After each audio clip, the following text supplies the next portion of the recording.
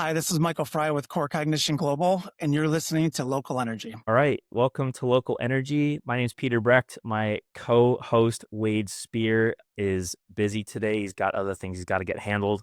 Actually, got a drilling rig that he's working on right now. But our guest today is Michael Fry at Kognition Global, and I am beyond excited to talk with Michael. I was introduced to him, I think, 3 years ago, maybe even longer than that, and really he was my first, I think, introduction to what someone with a voice in oil and gas can actually do, someone that's excited about teaching others. And so, Michael, thank you for coming on. How's your morning going?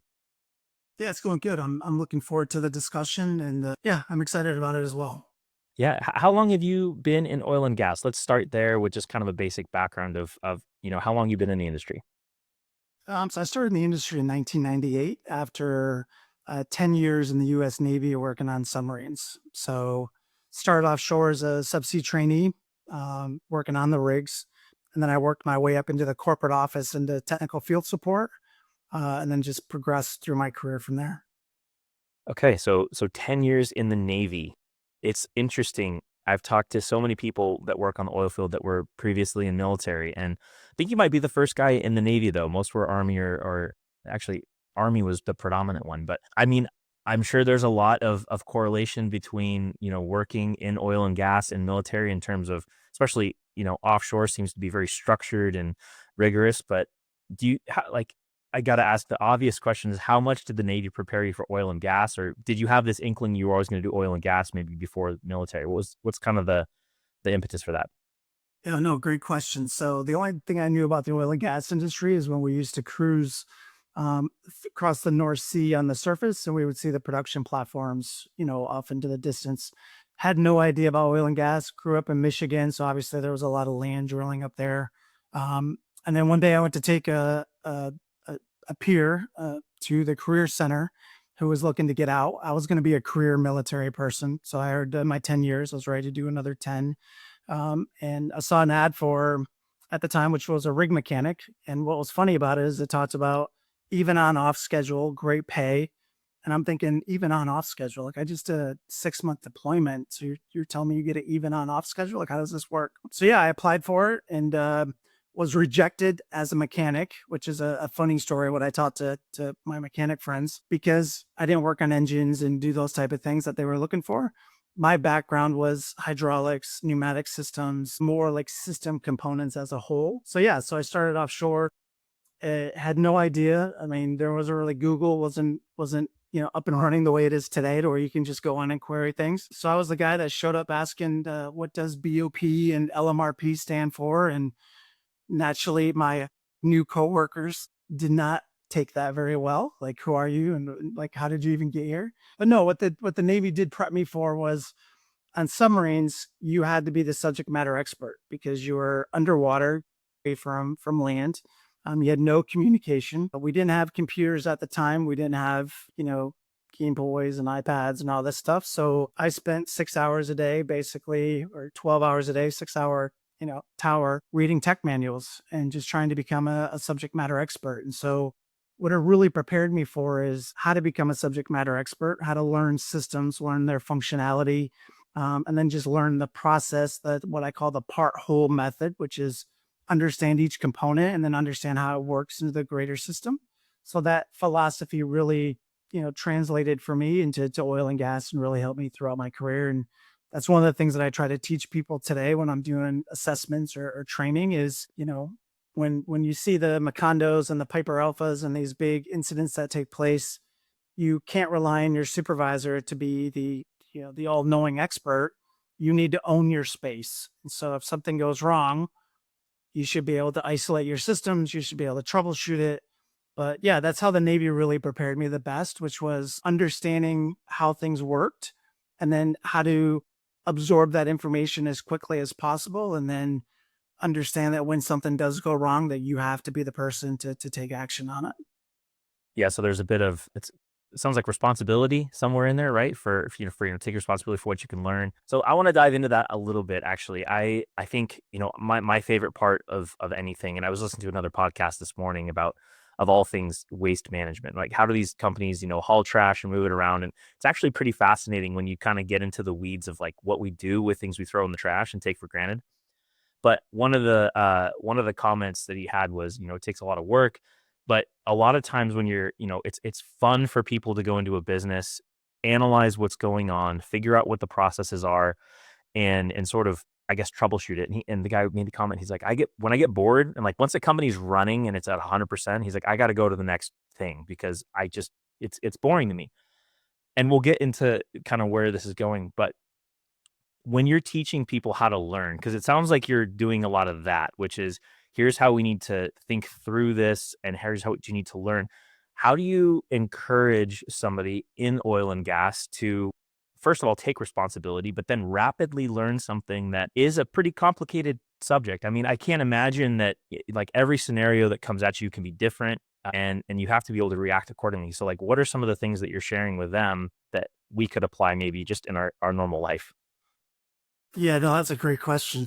An example that I use is you should be able to. So for me on submarines, we had to draw the entire submarine. So every system, regardless if I worked on it or not, I had to draw it like a schematic, not to a Interesting. P&ID level, Okay. but to be able to draw the functionality of it. So as part of our qualification assessments, they would say we'd have to walk the system. And so somebody would say, hey, what is that? And they'd point at some random thing and you had to be able to identify it. What does it do? How does it work? But then the drawing of the system, what it did is it tied basically the visual to the mental side of it. So if I can draw a control system at a very functional level, then it lets my assessor know, or even myself, that I understand how the system works. And so one of the things that I mentioned to teams when I'm working with them is you should be able to draw the systems that you work on. For blowout preventers, what I say is you're a droplet of water. I want you to come into the mixing system, get mixed through the BOP fluid, get pumped down to the blowout preventer, and actually be fired out, the upper annular, for an example. Draw for me the interaction of that water throughout the entire system.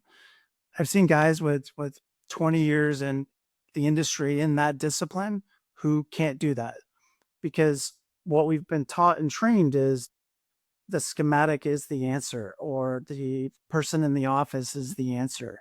Now, he might be great at a component level.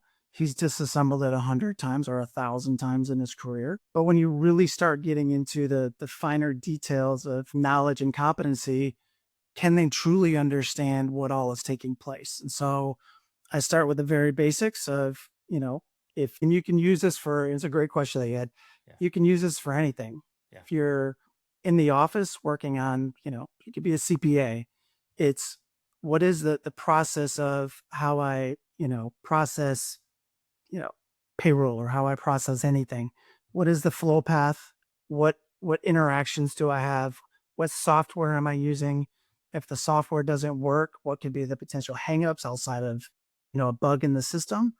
And then what is the flow what is the next person doing with it? So it's like the old saying about managing up. It's also how does it flow through the system? And so that's what I break it down to from a functional level when I'm working with crews. And it could be waste management. It could be, a line chef at a restaurant. It's how do we start from the basic ingredients and get all the way to that masterpiece that sits on Yeah. somebody's table? This is the stuff this is why I love talking to people because so we run an academy program and teach interns about how businesses work and insurance, and oil and gas is like kind of the leading part of the conversation. And one thing we have them go through is like, what's the life cycle of a well? Like, write it out. But I never thought about it from the holistic perspective. Like, look, do you want to be working in any industry? It's like we should probably be able to draw the org chart, right? Like who reports to who and how does all that kind of flow? Because again, I've found, and maybe this is similar, but the transferring of information is sometimes a bottleneck, right? Where it's like, okay, we're taking all this information out, especially with AI, and we're like, oh, we can just do so much with it. It's like, well, we can't answer what we're going to do with it until we know where it needs to go. That's right. So, just the simplification of like, let's draw this out. That's I love that idea. I'm gonna apply that here in a couple weeks with our next group. So, And you mentioned, sorry, just real quick, you yeah, mentioned insurance. yeah, As a business owner, I don't understand the back end of what takes place with insurance. I know Yep. that I need insurance. Yep. I know that I call somebody and somebody goes, here, fill this form out. Right. But understanding like what goes through that process, it goes from here, we're going to talk to an underwriter, then the underwriter is going to look at these things. The more people can understand the interactions of the process. Some people will say, look, I don't care. I'm going to fill my form out. You go do what you got to do. But for the people who are trying to move through their career, especially in oil and gas, because there is a high turnover, it's very competitive. Extremely. And with the I'll call it the downturn, or with the mergers and acquisitions that are happening, is how do you position yourself to be next? Mhm. When I was in high school, I didn't care about my grades. If I needed an A, I could get an A. If I just wanted to get C's, I could get C's. It used to drive my mother crazy. Throttle on, throttle off, right? Yeah. Yep. However, when I got in the Navy, they said the better you do on this test, the faster you get moved up in advancement. So we had tiers for first increment, second increment, third increment. Well, when you use that for your career, like if I'm in a group of people, how do I position myself from knowledge, skills, and ability to stand out from everybody else? A lot of people look at it for as a 9 to 5 or a 6 to 6. But if you're that person who's hungry and wants to continuously move forward, it's the easiest way to do it. Uh, I think, kind of going back on the process, I think a lot of companies feel like their process is the proprietary part of what they do, right? It's like, well, I'm going to come in and I'm going to install my ideas into what you're doing, and that's going to become the thing. Or as a, I'm going to offer my clients this, and I don't want to like spell it out for them too much because someone else might take it. I think it's almost a competitive advantage to share a little bit about what you're doing, right? I don't know. People feel differently about that, but I'm sure there's things that you do that maybe, you spent time crafting that design and how you kind of implement it. But and then your companies obviously kind of go along with that. So jumping into your entrepreneurial side, right? So you just started or you've been working on this new venture with Core Cognition, but could you maybe let's kind of re-roll this a little bit and tell us about your past ventures and maybe share, I guess, some of the wins and losses from those too, right? Because we do have a lot of younger folks listening, so high school and college age that are listening to this, and I don't know if they understand like the I don't know. I'm an entrepreneur myself, and maybe more of an entrepreneur. I like to work in companies and kind of fix them rather than go start my own kind of idea. But those wins and losses are huge. So maybe roll us back a little bit and share your background on that. Yeah. So as I mentioned, I worked for a drilling contractor up until 2015. Um, had great exposure throughout my career of being in different challenging locations. Um, uh, One of them was I actually had to testify during the Macondo hearings. So No I way. had exposure to the interaction and the catastrophic event that took place. Legal side Really, too, I'm sure. Yeah. yeah, it really opens your eyes to the risk of what happens when not only when things go wrong, but from an operations standpoint, the documentation, the record keeping, like what is the operator? I use the term all the time for offshore workers. I say today's not the day you need to be worried about. And it's 6 months ago when you performed this task or whatever procedure you did. And what notes did you put in the maintenance system? Because that's what somebody's going to go back and look at when there's a failure. All they have is the written record. So having that exposure, I left in 2015 to start Deepwater Subsea, which was a technical consulting company that was focused on delivering operational excellence to drilling contractors and operators. And so we focused on the four things or the three things at the time that really led to non-productive time, which was regulatory compliance, competency, and then training as a whole for the crews. I had that for 7 years. Very exciting. Real-time monitoring came along in 2018, 2019.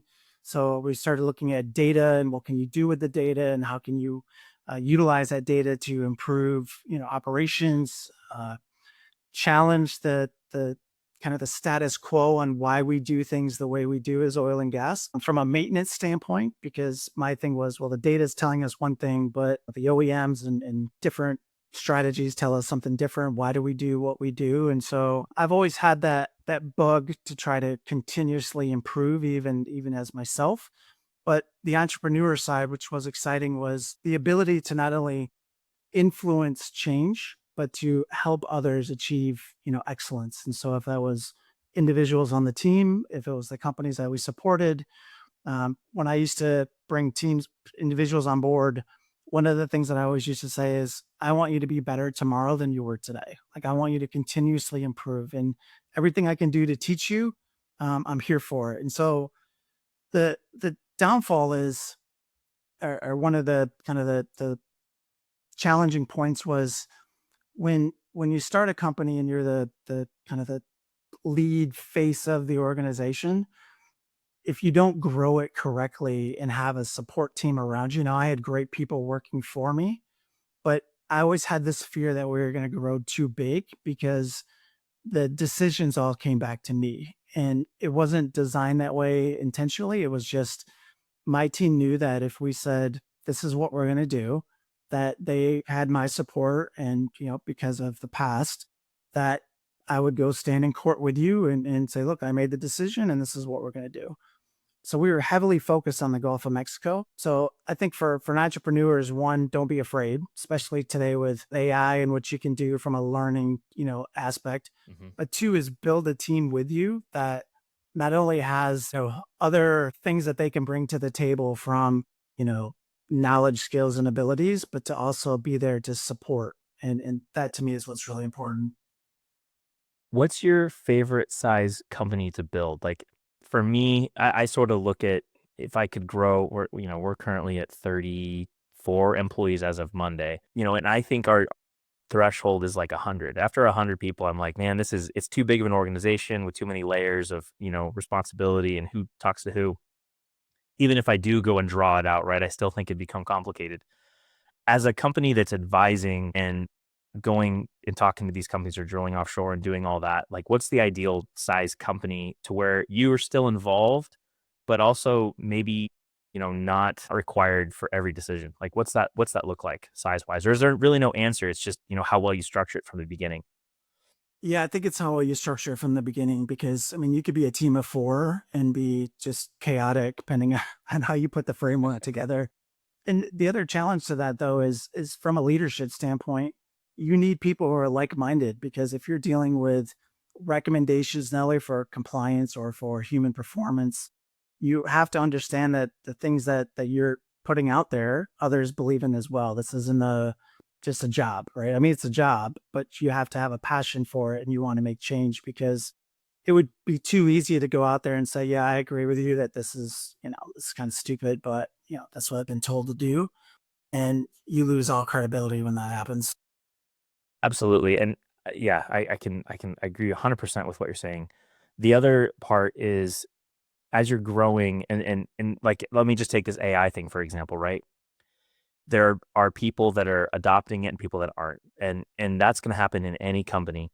And I'm sure you're seeing the same thing with anything offshore or oil and gas related is you have companies that are like, look, we're kind of in on this.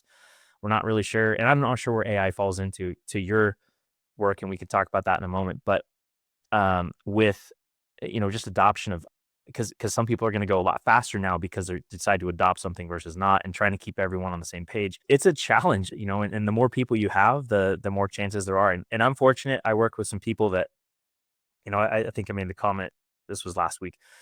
I wake up knowing that everyone around me is going to run faster or harder than I will, and I have to keep up. And I love being in that situation where, if I'm getting a phone call at 4:30 in the morning, it's like it's first of all, there's something meaningful on the end of that, but it's also like I got to get up out of bed and get running, right? So very blessed there myself. But let's talk about AI for a second, and I want to talk about your.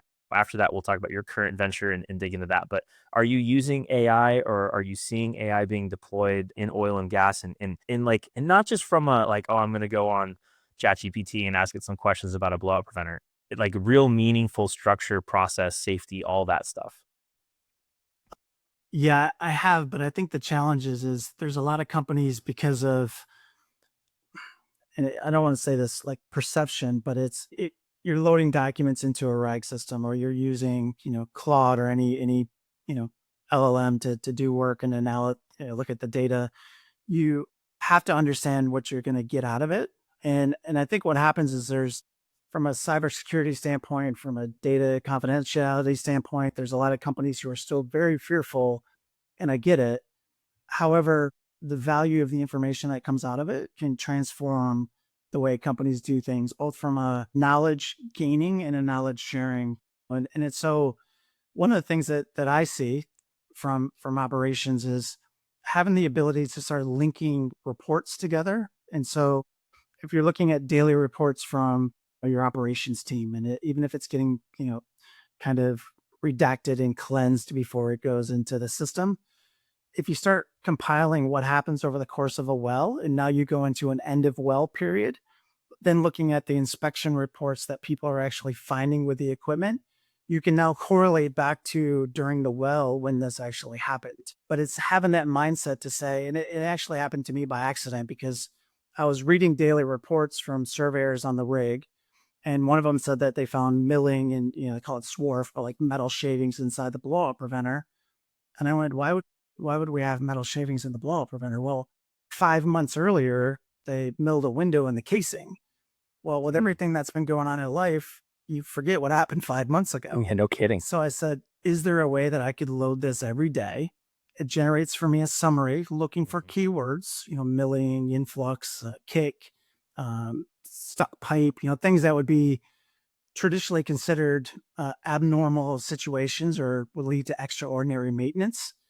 And then it flags it ahead of time. So now you're going into your end of well period, and your agent is actually generating a report to say, oh, by the way, this is what's taken place over the last 6 months from cycle counts and potential wear and usage that you could use now for your maintenance. And so it's getting those two linked together, because what happens today, I think there's a lot of firefighting that takes place. There's a lot of fear and risk. And if you just step back and say, okay, what can I actually gain from this information? Another great example is if you look at kicks that have happened over the years or blowouts, and you load those reports that are readily available from the internet. What you find when you start analyzing it from situational awareness, decision making, cognitive load, you start finding that people were delaying the reaction of a kick, which then led to a blowout by simply uploading the document with a prompt or an agent that goes and actually looks for these specific things. What you very quickly get is knowledge and information about why potentially our crew's failing in the most critical moments. Then that turns into training, continuous learning, and all those type of things. So for me, AI, as soon as I open my computer up in the morning, I have 4 language models that pop up on the screen, and I play in and out of them because each have their value. But yeah, I see companies now more and more utilizing it for maintenance assessments. So learning over history of lessons learned and failures. And then I see the next wave being where you can interact with it to say, I am at this point in my well, based on historical, you know, programs, what risks should I be looking out for? And it'll say, well, the last time we were at this depth with this type of casing and these pressures, we had this, and this happened. And so you're preempting situational awareness for potential things that could go wrong. That totally makes sense, and I like how you're like historical information to help with the current. And I'm bouncing around here, and Wade would tell you I'm notorious for doing that. But you dropped a word and you said safety. It was a couple paragraphs back there, but a question kind of came up to me was, and I don't know, I might have been talking with you about this on the phone, or maybe it was somebody else, but it's a great topic nonetheless. But I'm curious if oil and gas companies like Big Red, Big Blue, are they competing to get employees based on EHS and safety record? Is that something that they talk about as not a like a competitive advantage? Or and where I'm going with this is I feel like if more companies shared EHS publicly and like best practices, and maybe they already do, and I need to be educated on that myself, but it would that part alone would help the industry, right? And I don't know, maybe it sounds like you might know a little bit about that, but I wanted to kind of open up the box here and then we'll get into core cognition. Yeah, I mean, that's a great question. I mean, I know like with IOGP and some of the operator groups, they share information. I know for reliability, where it's mandated here in the Gulf of Mexico to share failure data with your blow-up preventers. Like IADC Not, stuff, right? yeah, I'm not too sure of how they do it from an overall kind of level, because a lot of times it's probably seriously cleansed to, if you're looking at, oh, company X has bad performance with their employees, well, the risk of drilling contractors or insurance companies wanting to deal with them would be pretty substantial. So that part I'm not 100% on, but I do know that historically through different organizations, they'll submit that type of information, blowouts, kicks, failure data. And eventually it probably comes out if there's something that needs to be fixed. There we'll see the fix or the change through engineering, right? It's like, okay, we're going to re-engineer this, but maybe that happens over the course of a year or two or three even, right? So yeah, I just thought I'd note that. I know like one of my big things that I'm thinking about all the time is there are EHS platforms out there that, that we utilize or would look at, but I don't feel like that specialization towards oil and gas, it's like, okay, we're gonna use just, oh, it's just a generalist tool for contracting. It's like, no, that's not what this is. Like, we need something that's more ingrained, that's available to, small to mid-market companies, and that level of advisement where it's like, hey, let me take a look at what you have with a meaningful implementation of some ideas. Like, someone like you could look at and say, here's what we need to fix. So anyways, we'll fast forward to current day now and talk about core cognition. So tell us about your new venture and what you're doing with all that. Yeah, no, I appreciate it. Core Cognition Global. So throughout my career, one of the things that I've always done and looked at was we talk a lot about human factors, we talk a lot about safety, and we talk a lot about risk. And from an academia standpoint, like the research is out there on the benefits of it, but it doesn't seem to cross over to offshore. So one of the things that's always kind of frustrated me in when I looked at or was a part of incident investigations was it always came back to human error. And so what I would say is, well, yeah, it's always going to come back to human error because a human's actually doing work. And very few companies would ever say, hey, look, it's our fault. We're a bad company. It's easier from a liability standpoint to push it out to the human. So as I would go through teaching procedural discipline, quality assurance, I kept tying it back to, risk and performance to say, okay, how do we can you identify every place that human error could happen in this procedure? And people would say, well, yeah, I can. And I'd say, okay, well, let's walk through it. So we would do that. What it led to is basically what core cognition is today, which is, a human performance and cognitive reliability company that focuses on trying to eliminate human error, both from a operations standpoint, but also from a crew competency and training standpoint. So we still do compliance work. We still look at data, but at the end of the day, my passion at the moment, or part of this, which is why I call it core cognition, is because core is talking about, excuse me, compliance, operational readiness, reliability, and equipment performance. However, the cognition part is let's be smart about the way we do things, right? Let's be smart about the way we analyze compliance, operational readiness. But my focus is if we look at trying to eliminate human error, why do we have human error? Like nobody shows up to work and says, today I'm gonna crush Peter's hand. Yeah. But Peter still gets injured. And why does that happen? Right. And so what I've done is I've looked at the different frameworks that are used. I've looked at the different ways that people actually, I like using the terms like work is imagined as work is done, but it's like, okay, people go out to do work and yet things happen. And from my experience with Macondo and from working on the rigs, what we've done is we've built frameworks around how do we optimize reliability, human reliability that delivers operational excellence. And so we look at pre-job, briefs, talking about from a situational awareness standpoint. So instead of just going here, read this JSA and everybody signs it, it's really going into that framework I talked about earlier about if something's going to go wrong, what could go wrong?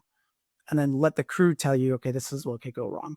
But Core Cognition Global is focused on human performance and risk and safety. Because one of the other things that we looked at, especially with the use or the utilization of third-party crews, is as supervisors are now being pulled away and pushed into an administrative role, who's actually out there doing the work? And it's the junior personnel and third parties. Well, as that happens, I've built a framework that I call AGE, which is autonomy, guidance, and encouragement. So for every task, you have different crews that go out there to do the work based on their experience, based on the actual task itself, based on the task load. There's a different scale of risk that happens with the performance or the execution of that, task that you're getting to do. Yeah. By looking at it at that level, you can minimize and mitigate human error, because if I have the right people doing the work, that have the right understanding, who have the right situational awareness, then you get an understanding of why do things go wrong when they go wrong. And so one of the things that I did in here recently is, in kind of going sideways for a second, is I looked at the Swiss cheese model that, industry uses for accidents and incidents. And they say, okay, it's the different levels in the organization, and then this and this. And I said, well, if I remove everything behind Peter, and Peter has to go do a task, what leads to Peter having human error? Well, it's his mindfulness or his awareness of what's going on. So, how mindful are you? Are you daydreaming? Are you bored? Are you fatigued? Are you stressed? Then it leads into situational awareness, which is, do you perceive change of what's happening? Are you aware of what could go wrong? And if something does go wrong, what's going to happen after that? So if I'm starting to take off a bonnet bolt, for an example, or I'm taking off a hose, bonnet bolts are probably best. Our industry is notorious for saying, if it's not coming off, get a bigger wrench. My question is, why is it not coming off the way it's supposed to come off? So normal, not normal. Well, if we start making people or helping people to think, now you can start eliminating what leads to human error. And so, based on different frameworks, based on the interaction with the crews, one of the things that core cognition does not do is we do not add layers on top of what the current companies already use. So we're not changing your JSA, we're not changing your operations procedures. We'll look at it from a task, cognitive load standpoint. But at the end of the day, core cognition is an operational excellence company that focuses on the individuals and the assets to achieve operational excellence. You've mentioned cognitive load a couple times here, and you're just in that case referring to an individual's, ability or inability to think just because they have too much going on, right? Is that right? Yeah, so if you think about cognitive load, but also like the task load, so it's Okay. a strenuous task that takes a lot of mental, capacity to actually do it, or is it a very easy task that there's nothing there? So when you look at NASA had this matrix, it was called a task load analysis, and it really opened my eyes to, if you think of what happens after you've done a presentation, or if you've gone and had to do something very mentally straining, when you're done, you're just exhausted. Even though you've done nothing but stand there and talk for 6 hours, you're drained. And that's because, the cognitive load is basically just wearing you down. But when you start looking at fatigue and stress and performance influencing factors, what do all those things do to the individual in that moment? And removing the academia side from it and just thinking about, from a true operation standpoint, if John Doe is out there doing his job and his supervisor's looking over his shoulder, his situational awareness isn't on the task. It's thinking about, what is he doing behind me? And so it's trying to train and teach and really help companies understand that you can have the greatest HSC programs, you can have the greatest frameworks, but there's always this transition that happens when it leaves the corporate office and goes out to the rig. And why, after 40 years, are we still talking about human factors, human error, and slips, trips, and falls you'll never get rid of. Right. That happens. But Mike crushing somebody's hand, something went wrong in that moment, and then how do we eliminate that? Gotcha.